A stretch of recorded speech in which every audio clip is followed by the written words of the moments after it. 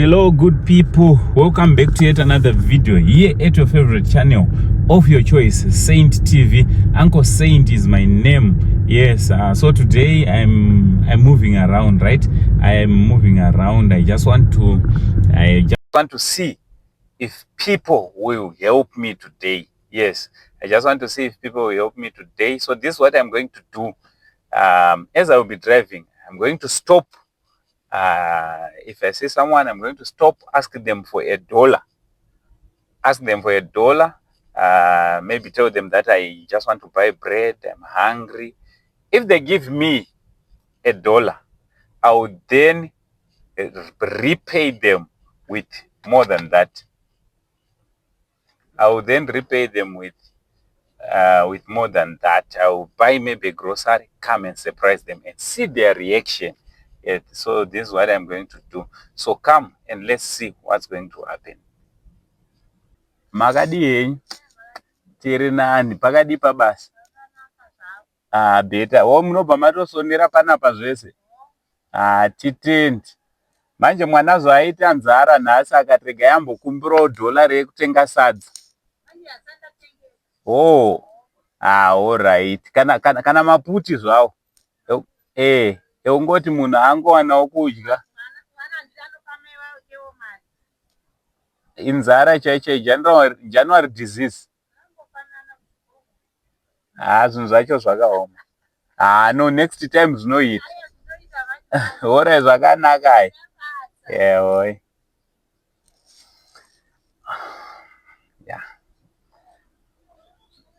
Ndofunga mangozoona ndakumbira maputi chaicho, ndachitoda maputi because vari kutengesa maputi but havana kuzviziva kuti papaketi remaputi panga pachauya grocery.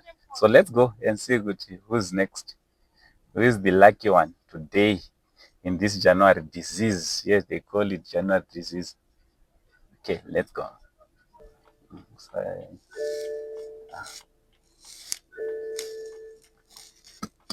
Makadi henyu tiri nani vanhu vabata shaya hanzi chiko inamo. Aiwa, zvinonaka, zvichanaka chete. Zvinonaka. Manje yangu yakanyanya kaindi kutotsvagawo $1 chairo chairo.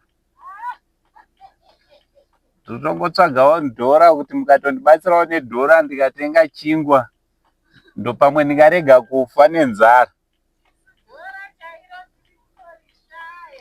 Sure. Saka zvinhu zvacho zvakaoma. Aiwa, zvichanaka. Inguva chete. Zvakanaka.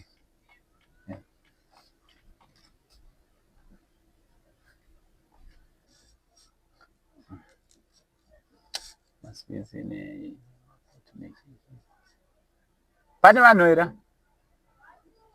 All right.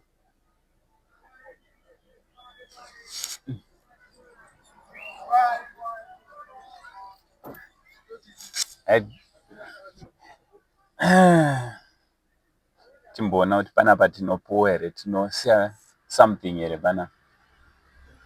Makadi henyu tiri nani rakadi basi handiti mari biscuits. Ko Majigizi. Manje zvanisina mari ndiri kuda kutokumbirawo kana mabiscuits ndingowanawo kumwa zvimapiritsi. Zvinhu zvakatooma. Ndongomwa hangu nemvura. Ndokumbirawo ndibatsireiwo. Kana $1 zvaro. Mungondibatsira. Sure. Kana zvimabiscuits.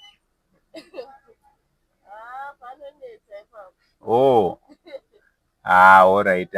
Manje ndotofa kai. Pamwe matoramba kundibatsira nenyaya yekuti ndiri kudrive motikari. But mukudrive momu stress.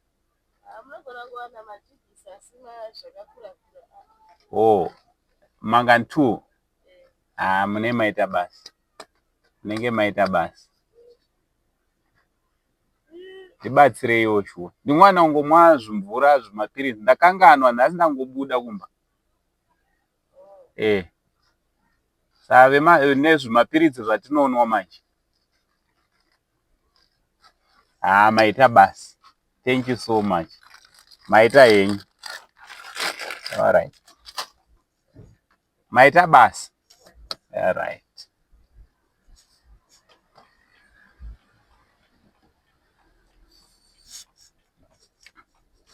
All right.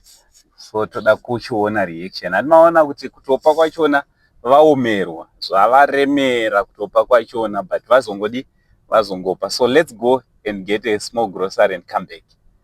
Mira ipapo. Apo notozo.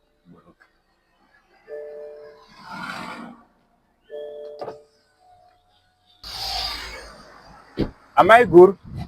Ndadzokawo. Maita basa henyu. Thank you so much. Maita basa. Mazvinzwa. Murambe makadaro. So vanhu vanodona mukada kuvaregerera. Handiti?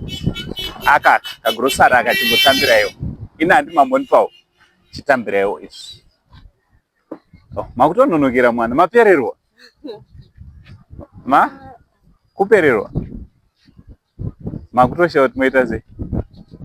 Musatya zvetambirai. Handima ndipawo majigizi awa ndamadzora. Ndachida kutongoona kuti munondipa here kana kuti nyima. Saka zvamandipawo indakukupa ivo. Sure. Yautore zvinhu. Yautore nekahofu kangu kadiki zvako kunongoita 2 days. Handiti? Murambe makadaro. Vanhu vanodonha shuwa mune mabhanana. Munongovapa munoruze. Mungatorana lo sister. All right. Yo nonzani. Mwana wenyero. Maita basa. Ndo zvandangoti ndikuitire majigizi amandipa awo ari mukata. Modzorera motengesa. Mabva maperero. Enda kuperero. Sazvamboitika kwamuri. All right. Pakanaka. Musara zvakanaka. Yeah.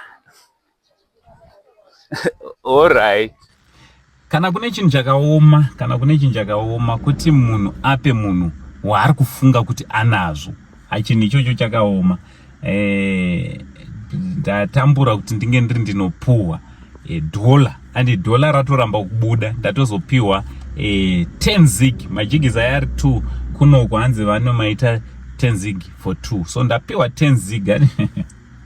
Ndapiwa 10 zig, which is half 50 cents.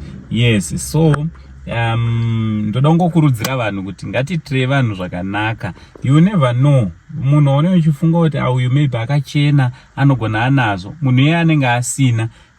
Maybe motikari yandiri kudhiraivha ndatongopuhwawo kunzi tora motikari uendese apo, but ndatopiwa ndine nzara. So don't judge people because of what they have, or don't judge people because of their dressing, because upenyu unenge wakatooma. Munhu akauya achikumbira hapana chaunobva kungomupawo, handiti? Haurane loss zvakanyanya. So what do you think about this video ratiri kuita nhasi? Please don't forget to subscribe. Don't forget to share this video. Above all, share love, handiti? Share love with others. Also, don't forget to go and buy your solar systems from Chazika Electricals. Ayo, it's ndonyanzvi pabasa rachona. Number dzavo ndodziri pascreen. From Uncle saying the only Zim Uncle. Don't forget to share, like, and comment. Much love.